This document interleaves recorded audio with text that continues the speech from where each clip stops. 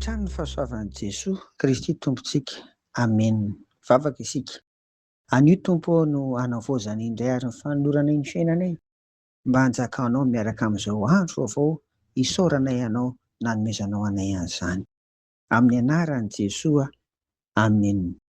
Araka ny efa nambaranay omaly ry havana dia tsy azo lova-potsiny ny andro fa 14 volana Aogositra raha ny tantaran'ny fiangonana sy ny fivavahana kristianina teto Madagasikara no resahana, satria ny alatsiny 14 Aogositra taona 7 amby 1990 no nandefonana Andrafaravavy Rasalama, izay 70 taona izy tamin'izany fotoana izany. Teny Ambohipotsy no tanterahana. Feno 20 amby 100 taona anio izahay, izany andro iray manan-danja eo amin'ny fivavahana kristianina, fiainan'ny kristianina malagasy izany.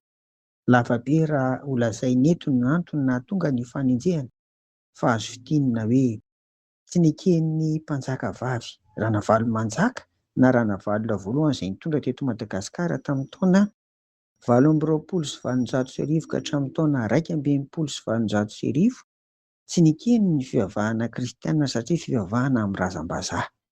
Izany dia mitondra ho aminy hoe hanova ny fivavahan-drazana dia ilay fivavahana misampy toa andry kely malaza, ry Ramahavaly, ry Manjakatsiroa sy ny sisa rehetra. Noho izany dia tsy nahazo natao ny batisa ary ny gasy tao anatin'izany dia tsy nahazo nandeha ny angona, fa ny vazaha afaka nanao hatrany ny fombany sy ny vanim-pony. Sazy mafy no nahazo an'izay mbola nivavaka, satria nogadraina izy ireny. Nisy ny nahetry voninahitra, nisy ny navarina ho andevo, nobaboana ny fananany, ary ny afara koa ary amin'ny hoe famonoana ho faty. Rasalama dia toy ireo namany izay tsy mivadika fa nijoro kristianina manompo an'i Jesoa, dia nasaina nanondro ny namany izy ireo, fa tsy nanaiky ihany koa izy, tsy nanondro andro namany. Noho izany dia notazonina tao an-tranon'ny Ramiandravola teo Andohalikely Rasalama sy ireo namany vitsivitsy.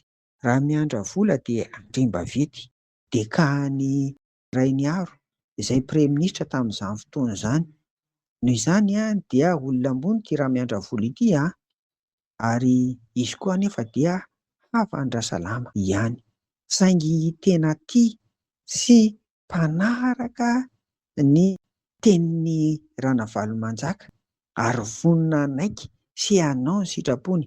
Rabari-pitandrina dia ny tantara ao amin'ny maritira malagasy takila 2/20 fa tena niteny mihitsy Ramiandravola hoe na dia hitetehana alika aza ny lohany eo an-tampon-dohany izany no mahafa-po ny mpanjaka dia tanterahana izany. Hitantsika fa tena mpanara-dia ary mpanaiky amin'ny sitrapony rehetra izay tian'ny mpanjaka izy.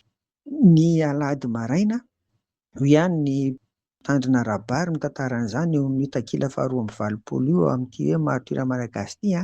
Ny Alahady maraina 12 Aogositra dia nasaina Ramiandravola nanjaitra i Rasalama, fa nandà izy satria andron'ny tompo izany. Tamin'io moa ry havana dia efa tsy azo natao intsony ny mivavaka, efa tsy afaka mivavaka satria ambara izany hoe efa tsy neken'ny mpanjaka izany. Ka rehefa tsy nanaiky an'ity hanjaitra ity izy dia tezitra mafy Ramiandravola ary nametaveta azy.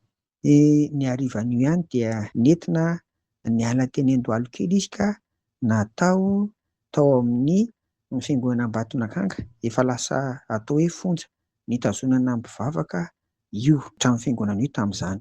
Ny alatsinainy ny ampitso 14 Aogositra taona 7 amby 17 dia nolefonina teny Ambohipotsy Rasalama, tsy natahotra mihitsy, ary indrindra indrindra nirana ary izy velona kira ary nifandray amin'ny tompo mandrakariva hatramin'ny ora farany izay nandefonana azy.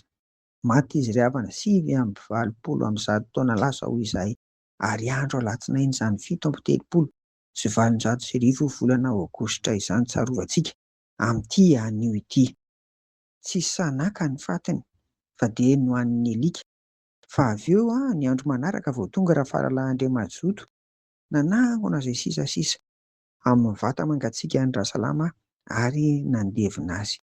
Ho anahy manokana ry havana nampiheritreritra ahy ity hoe fanajana ny andro alahady ka tsy hanaovana inonina fa tokony fivavahana ity. Amin'izao isika malalaka ry havana dia manahoana moa izany? Ny tena mba fanajantsika tokoa ny andro alahady ka hitiavantsika tsy handrasantsika hoe tsy andry ary ny ahatongavan'ny andro alahady handehanana mivavaka. Ahoana izany amin'izao androntsika izao?